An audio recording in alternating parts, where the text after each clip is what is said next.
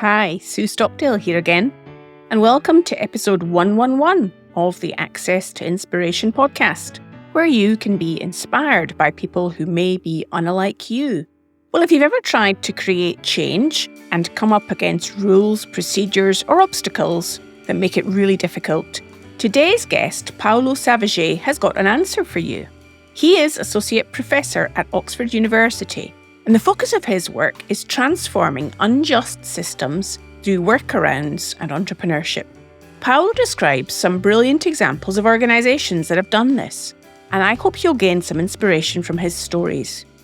If you want to read a transcription of this episode as you listen, go on over to our website, accesstoinspiration.org, and there you will find it along with show notes. Welcome to the podcast, Paolo. It's great to speak to you today. Thank you, Sue, for inviting me. It's a pleasure to be here with you. Now, you've got a really interesting background. I see that research, academia, is one avenue of your life. And also, I get a sense of a desire to make a bigger difference in the world and address some of those difficult challenges that the world is facing today. Am I right in making that assumption? That's a very accurate assumption.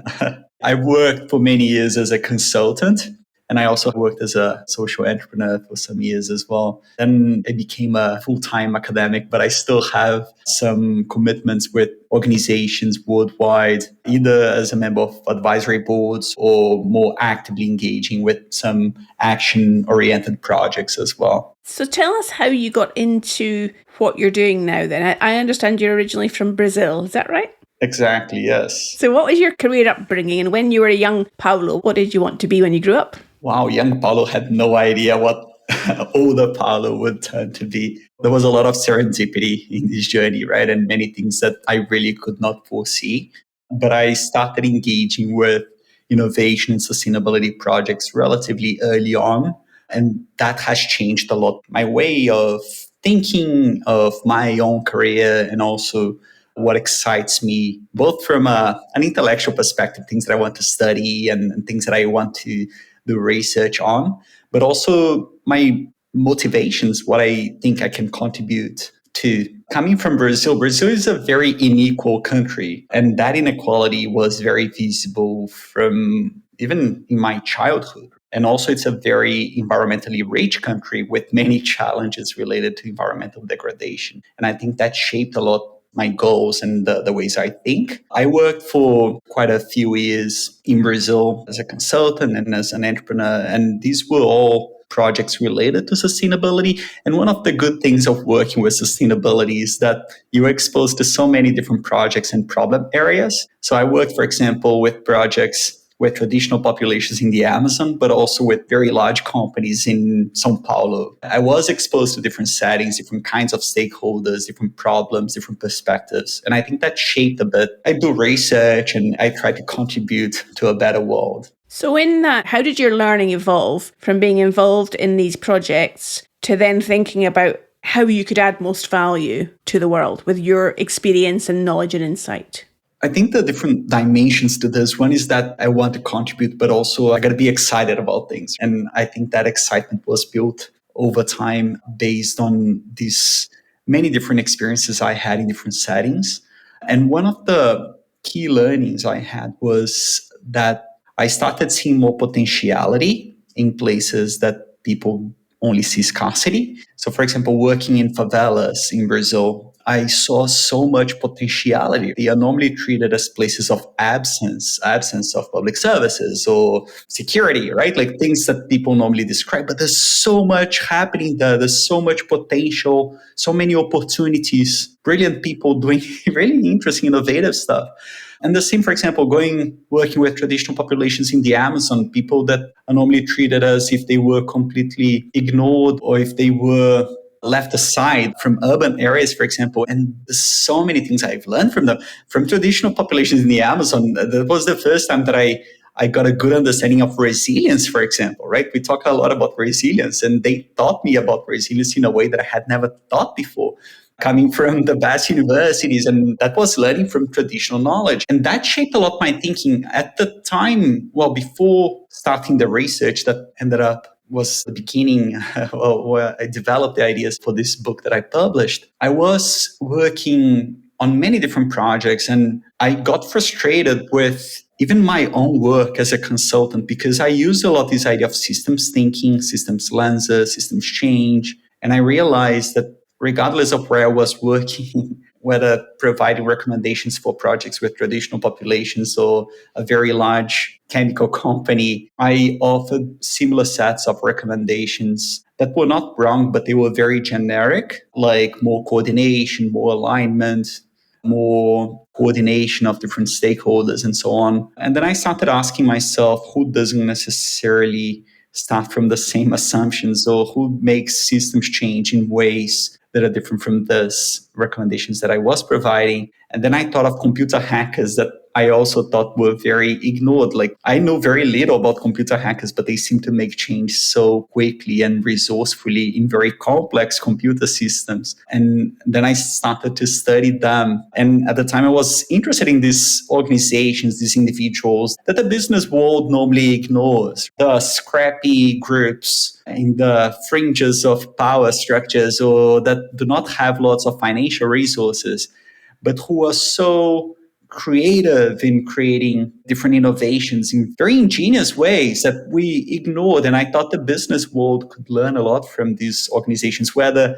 hacker groups that mobilize themselves online or small nonprofits operating in places that are normally overlooked by business academics and business gurus, book writers, right? That was a key learning that I had as well over this period, and that motivated my research on scrappy organizing and on workarounds. So it's sounding to me, Paolo, like you're shining the torch into sometimes the dark corners of society or a certain sector to be able to understand how, for example, these computer hackers operate. How did you even go about finding hackers to be able to then research or understand what their world was like? Because given that they're hackers and perhaps not mainstream, it's probably quite difficult to find them in the first place. Exactly, yes. So when I started with this idea of studying computer hackers, it was more a niche that I wanted to scratch than a proper proposal, like research grant, that I committed to something. I was experimenting with that idea. And the assumption I had at the time was that these hackers, whether hacking for malicious purposes or not, because most hackers actually do not hack for malicious purposes, right? They have good purposes, or they think they have good purposes. But they make change so quickly with very complex systems. Computer systems can be so complex, and still they make change resourcefully without much prior knowledge of the systems they are hacking, without many people, right? Like, it's not that they mobilize hundreds of people for a hack. And I didn't know much about them. So I wanted to explore that with the assumption of that they make these changes very quickly. My idea was, can we learn from computer hackers to transpose this knowledge? In other words, to use the hacker approach to hack like education systems or healthcare systems or sanitation systems, right? That was my idea at the time. When I started working with hackers, and I found them in very different ways. So, for example, I joined some online communities of hackers. I talked to a lot of cybersecurity experts because many of them are hackers as well, or they understand how to prevent hacking from happening. So it was a good starting point. And many of them are academics, so it was easy for me to connect and then snowball. Like, who do you know that? And then they would bridge me with.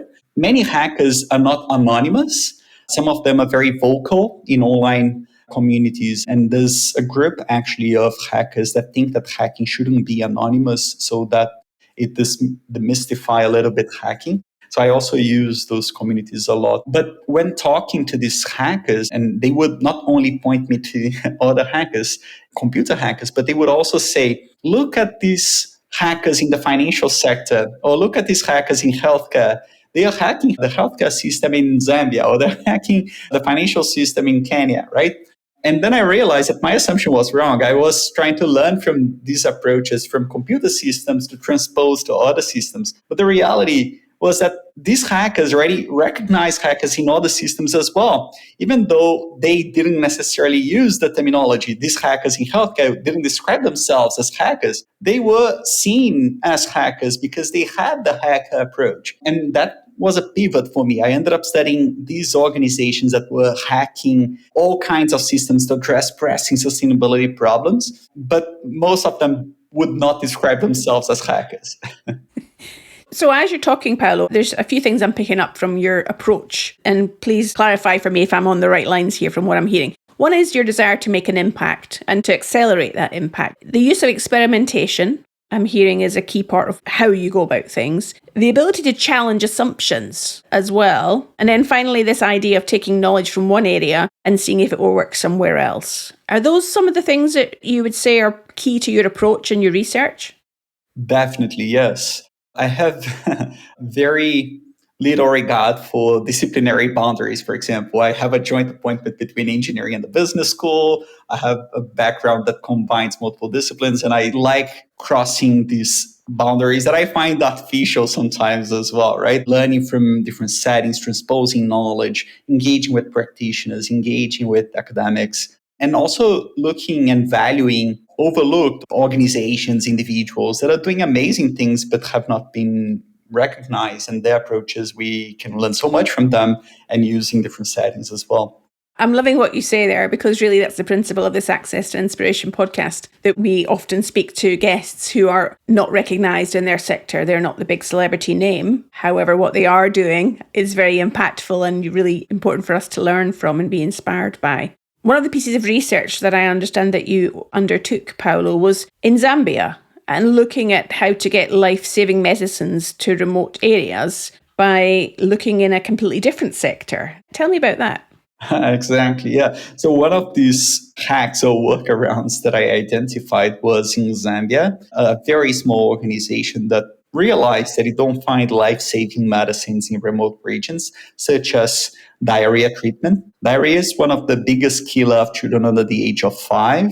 The medicine is over the counter. It's extremely cheap. It could be afforded even by populations living in extreme poverty if they had the chance of purchasing these medicines from local shops, for example.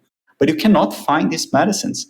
Yet you find things like Coca-Cola everywhere. Even in the remotest places on Earth, you're going to find Coca-Cola and other fast-moving consumer goods like sugar, cooking oil, and so on. So the idea they had was, why can't we piggyback on Coca-Cola's distribution chain, literally by fitting medicines between bottles in a Coca-Cola crate to take a free ride to these remote regions where you cannot find these medicines? So they created a package with diarrhea treatment that fit between bottles, and then let's take a free ride. As this intervention evolved in Zambia, they realized that the essence was not the space between bottles, but the idea that there's an entire system in place for fast-moving consumer goods that move Coca-Cola, sugar, cooking oil, or the fizzy drinks from big cities to the remotest places. And they are very resilient. They work really well. So why can't we use this system to move diarrhea medicine as well, so that this medicine is more widely available and can save lives? This intervention was extremely successful. They worked around all sorts of tough obstacles in healthcare by tapping into the success of fast-moving consumer goods. That's very unconventional, right? We normally think that to address a problem in healthcare, we have to think through and use the means from healthcare and build a healthcare infrastructure. And then I said, okay, that's very costly. We are a small nonprofit. We cannot really do that. And there's already another system in place from fast-moving consumer goods that we can benefit from. We don't have to recreate something from scratch. We can simply benefit from and leverage the success from fast-moving consumer goods for healthcare. And it was extremely successful. The uptake of the medicine increased abruptly in the intervention districts. And it was a very, very cheap intervention as well compared to other healthcare interventions. What a brilliant idea. And I think you're describing one aspect of what you talk about in your book, I understand. Would that be the piggybacking concept that you're describing to us here? Exactly, yes. My book describes, after studying many cases around the world addressing different kinds of sustainability problems, I identified that the 4 workarounds that are very unconventional, they are imperfection loving, they are resourceful, but they address problems here and now, and they are great for starting and getting immediate outcomes, but also allow for building on and for scaling as well. And the 4 workarounds have different core attributes. The first one is the piggyback, and this case of Cola Life that piggybacked on Coca-Cola's distribution channel is an example of that. You don't have to confront the tough obstacles in healthcare, the things that prevent medicines from reaching remote regions are poor infrastructure, poor logistics, intermittent funding. These things are bottlenecks for a reason, right? They are difficult, they are costly, there are many systemic failures. Even if there's a lot of money for tackling these obstacles, it's very likely that there will be some failures as well. And it doesn't mean that we don't have to confront these obstacles. It's very important that we do. But that shouldn't suggest or imply that there are no other ways of addressing the problems with more immediate outcomes and that can be scaled and eventually become self-fledged and self-sustaining solutions as well for this problem. And this is a great example. Very cheap. You look at what already exists and you leverage, you tap into the success of others for your benefit. You piggyback on them to address this problem and work around these tough obstacles. This organization was very small. They didn't tackle poor infrastructure or poor logistics or intermittent funding, right? They worked around these obstacles by benefiting from what was already there and was very successful. If you're enjoying this episode, then you may want to listen to episode 59, where Jennifer Wild and Dan McClure explain how to reimagine systems and navigate through complexity that exists when addressing big challenges. You can find it and more than 100 other episodes on a wide range of topics at accesstoinspiration.org. As you're talking, Paolo, I think we've used this concept with our podcast. We've piggybacked on other organizations or other bits of the system in the podcasting ecosystem and the communications ecosystem to spread our word more widely. So I'm pleased we're implementing one of your ideas already, one of your aspects. That's brilliant. Perhaps you're going to become one of my case studies for my lectures or for a sequel of the book. Who knows? So what are the other things? I think they're next best, loophole and roundabout. What are those things? I love the words. I want to know more. Well, the second workaround is called loopholes. So roughly speaking, the first one, piggybacking, was on relationships, crisscrossing systems, right? The second one, loopholes, is about rules and primarily about reinterpreting rules, leveraging the ambiguity of rules, what rules say, what rules don't say, or choosing different sets of rules that are not the most obvious to the context, but they are applicable as well. I cover many examples addressing different kinds of problems. One of the examples that I worked very closely with was a feminist group in the Netherlands that is pro-choice. They think that women should be entitled to get an abortion service if they want to. That was the starting point. And they realized that what prevents women from getting these services is the legislation of the jurisdiction where they reside. So, for example, if a woman today resides in Poland, she cannot get access to an abortion service, right? Whereas in many other countries, in Portugal, for example, here in the UK, they can. So, of course, under certain conditions, but it's allowed. So, what this group did, and they are based in the Netherlands, they take a boat from the Netherlands and they sail to places where abortion is illegal. So, let's say they go to Poland. And then in Poland, women who want to get an abortion service go on board and they sail to international waters, which is not very far from the coastline. It's very doable from an operations perspective. And then in international waters, they are provided a very safe and also legal abortion service because in international waters, the legislation that applies is the one of the Netherlands because the boat has a Dutch flag. So what happens here is that they selected the rules from the Netherlands, the legislation from the Netherlands, to apply for women who reside in Poland. It's not the most obvious legislation, right? The obvious legislation is the Polish legislation, but it's constraining them. So the workaround is to use these other sets of rules, creating a context in which these rules will be applied, or in that case, in international waters. And there are other cases as well that are about reinterpreting rules and leveraging the ambiguity, looking at what it doesn't say or what it says and using that for your benefit. It's the most controversial workaround is the loophole, right? Because we're working around rules. So per definition, rules can be very controversial, different moralities. And every time I talk about them, there might be some discomfort, but also some excitement because it's very deviant. Well, as you're describing that, Paolo, and that's a very ingenious workaround that you were giving us an example of there, My mind went to Formula One motorsport, where there is exactly that in terms of the Formula One teams looking for loopholes in the rules to get a competitive advantage, because the gains are so marginal in that high performance sport. So that's another sector where search of loopholes is operating already. Exactly. And think of lawyers, for example, or people in the financial sector. They're constantly finding loopholes. Yeah.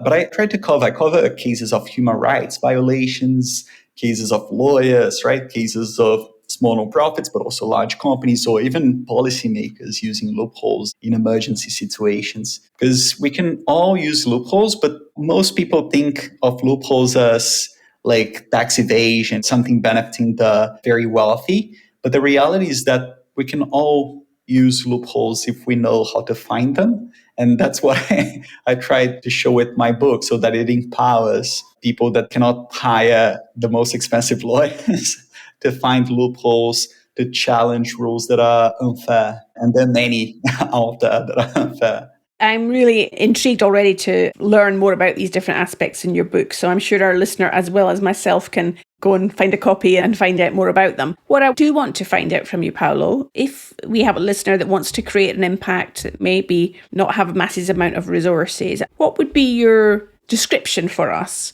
about the type of mindset or approach one has to have if they want to embark on looking for workarounds? I would say that there's an attitude and a mindset as well, right? The attitude is very deviant. And when I say deviant, I know that it may have a negative connotation, but I actually don't mean disobedience. I mean ways of challenging the status quo, because the status quo can be unfair, it can be undesirable, it leads, well, the name whichever problem, and you're going to see some issues in terms of inertia of status quo, right? That we constantly have to challenge to innovate. And the mindset requires embracing complexity. And again, that may sound too complicated, but it's not complicated. It's actually very simple. And I try to show that with my book, that complicated is different from complex.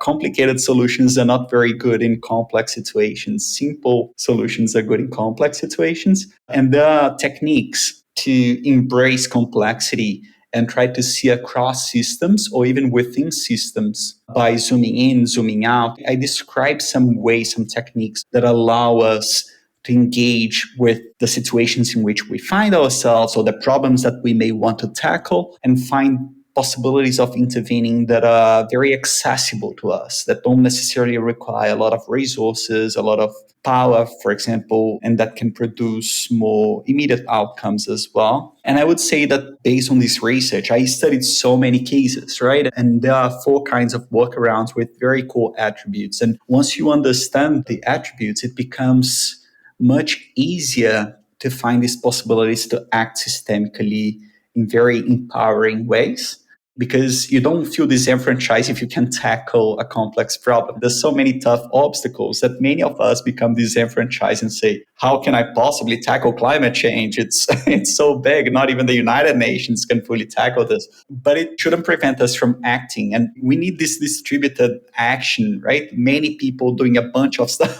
That's how these problems will be potentially solved. Not a single action from a single organization. And workarounds are very empowering because we can all come up with them, and they are entry points that allow us to scale. It sounds brilliant. It sounds like it's an easy entry point, as you say, to help people to make impact and to move things forward. How do you measure your success, Paolo?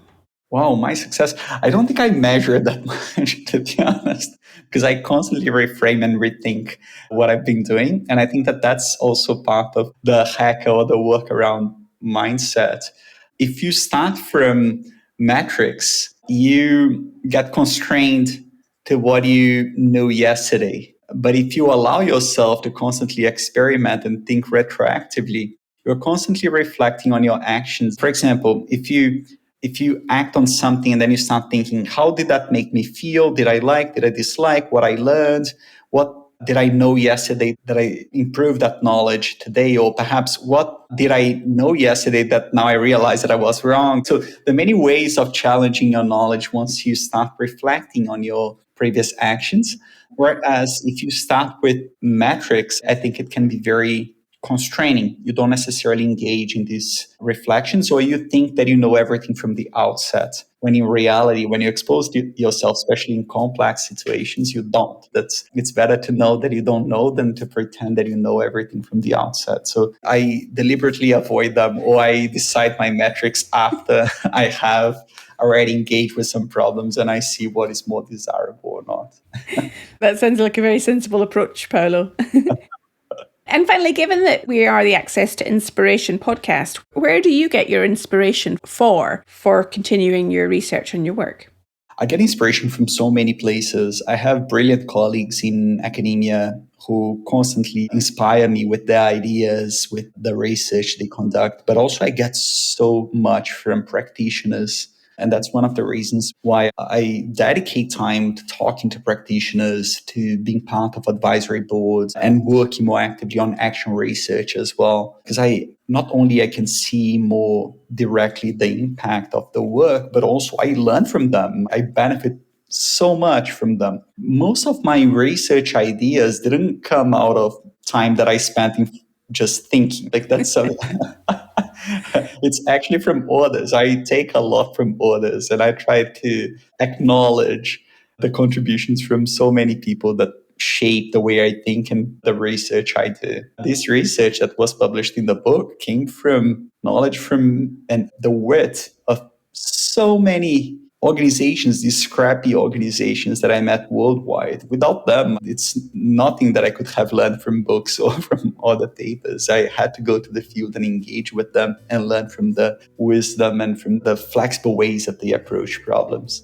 So yeah, I try to learn from many, and there's a lot of serendipity involved as well, things that I couldn't know, but because you expose yourself to the new, like once you meet someone you don't know or you learn about a topic that you didn't necessarily know much, that opens up a realm of possibilities for learning and for collaborating, for crisscrossing knowledge from different fields. I love that. It really summarizes what we've been talking about here, Paolo. Expose yourself to the new. And that outward looking, outward focus is really where learning happens and where ideas come from. And serendipity as well comes into that mix. Exactly. It's been lovely to talk to you today, and I could spend many more minutes discussing this idea because it's so intriguing in terms of the work that you're doing. However, if people do want to follow up with you and find out more about the book and the work that you do, how might they do that, Paolo? I'm on many social media, not necessarily super active with all of them. If you Google my name and find the Oxford website, my emails will be there. So also very accessible via emails. And as I said, I'm very interested in engaging with broader audiences and with practitioners. Wonderful. So please do reach out. And your book's called The Four Workarounds, is that right? The Four Workarounds, yes. And the subheading is Strategies from the World's Scrappiest Organizations for Tackling Complex Problems. Wonderful. Well, we'll make sure we put a link to that as well in the show notes, Paolo. It's been fantastic to speak to you today, and you've opened up my eyes and my thinking about what's possible there and to get outward and to learn some new things. So thank you so much for your time today. Thank you very much, Sue. This was a joy. Wonderful. Well, thanks to Paulo Savaget for providing us with some really useful examples of workarounds. I'm keen now to have a read of his book and to learn about the other aspects of this subject. You can keep connected with us on all the social media platforms. Just search for Access to Inspiration. Next week, I'll be talking to Bettina Ofgaard about why she finds the Arctic and Greenland in particular so appealing as a place to live, work and travel around. Hope you can join us then.